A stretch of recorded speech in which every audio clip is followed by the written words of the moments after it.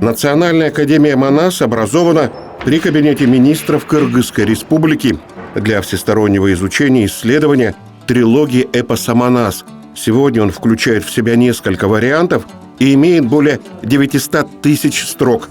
Для киргизского народа это не только богатое наследие, но и фундамент их государственного мировоззрения.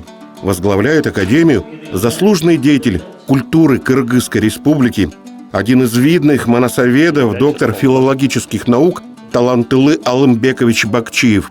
Он хорошо известен в России и является одним из самых уважаемых и авторитетных ученых ближнего зарубежья.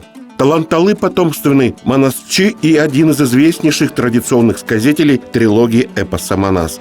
Для него Манас – это не просто эпос, это судьба и жизнь его народа. Для нас эпос «Манас», которому более 1000 лет, оно является таким очень ценным наследием наших предков. И время от времени в критических ситуациях для нашей страны, для нашего народа мы обращаемся к эпосу «Манас».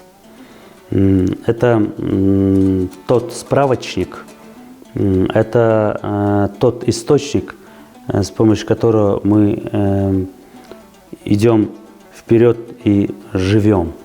То есть это источник для подпитки, это наш аккумулятор.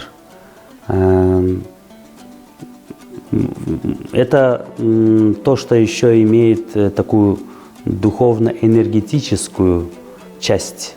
То есть, имея в сердце, имея в сознании, в понимании Манас, мы чувствуем себя кыргызом. Мы понимаем себя как кыргыз. И это делает нас более таким народом, как, скажем, в первую очередь уважающий свое прошлое. А без прошлого ведь не будет и будущего. Штат Академии небольшой, всего 35 человек, но их вклад в изучение эпоса огромен. Исследуют не только текстологию и семиотику, но и новые методы изучения эпоса и сказительного искусства. Также можно найти ответы на историю народа, одним из которых является поиск прародины всех тюрков. Многие тюркские народы, в том числе и киргизы, считают родиной благословенный Алтай. Ведь сам великий Манас родился на Алтае. Любой эпос это является энциклопедией для народа. Это тот источник, от которого мы берем ту, скажем, то непонятное, которое является, то есть то непонятное для современности. То есть, как сказать, я считаю, что любой эпос еще является и всегда современным, если правильно подойти к этому, и своевременным. Да, оно было создано когда-то, и там повествуется о прошлом, о древнем прошлом, о средневековом прошлом. Вот, и там заключена мудрость, философия, самосознание, идентичность народа. И в настоящее время, если в прошлом изучением эпоса занимались лишь филологи, то есть фольклористы, лингвисты, литературоведы, то сейчас стали заниматься и философы, культурологи, социологи, даже стали заниматься представители точных наук. Вот, к этому политология, например, антропология, этнография, история. Киргизы считают, в трилогии эпоса «Манас» заложена основа их государственности.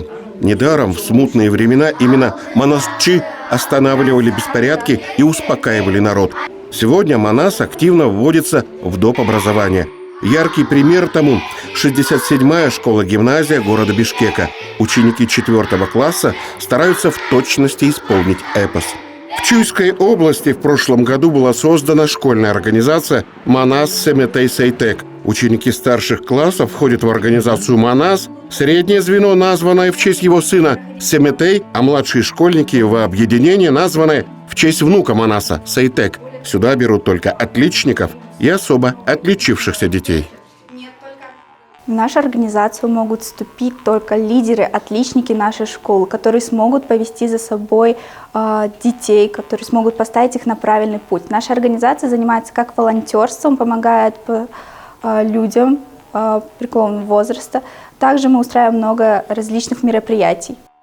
Я вступила в детскую юношескую организацию в прошлом году. Там мы маршируем, рассказываем гимны и давали клятву. А тебе нравится состоять? Да, мне нравится очень. Я горжусь, что я в рядах Сейтек. Все эти одаренные дети, они состоят в детской юношеской организации «Манас Семетей Сейтек». И нас радуют экскурсиями. Этим летом мы съездили в Джогур-Кенеш. Я рад тому, что я там побывал, увидел, как это все происходит. И мне даже подарили, наша организация, все подарили книги Чингиза Айтматова.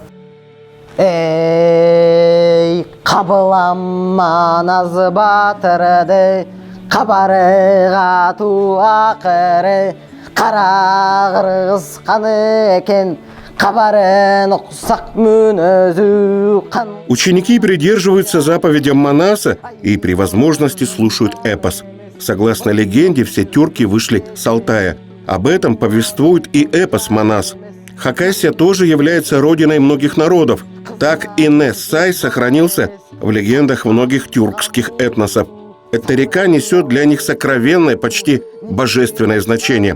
А народы, которые здесь живут, являются древними народами, хранителями священных мест. Это подтверждает и многообразие героического эпоса хакасов. Коренной народ той или иной территории и древний народ, он имеет свой эпос. То есть тот народ, который имеет свои корни. Это очень важно. Мы знаем в жизни и на практике есть народы, которые вообще не имели эпосов. Есть народы, которые утеряли эти эпосы, то есть они где-то сохранились или зафиксировались в книжной форме или там в других видах и жанрах искусства и культуры. Но в той изначальной форме, традиционной форме сохранились сегодня только лишь те народы, которые действительно имеют свое настоящее прошлое, истинное прошлое. Это именно те народы, которые являются древними народами, которые состоялись как народ. И они создали эти эпосы. И поэтому и эпосы называются народными. Это те народы, которые имеют свои корни. То есть это однозначно. Народы-гибриды, которые состоялись или были сформированы в синтезе тех или иных племен и родов, это народы, которые не имеют таких вот прочных корней или не имели. У многих народов есть героический эпос. У русских – былины, у немцев – песнь о нибелунгах, у тюркских народов – богатырские сказания. Только у относительно новых народов их нет, к ним относятся американцы. Героический эпос является признаком архаичности народа. Эпизоды доказывают их отношение к истории и их территории. Поэтому сегодня, когда ложь становится правдой, необходимо сохранять свое достояние. Без него можно стать манкуртом, народом без истории и родины.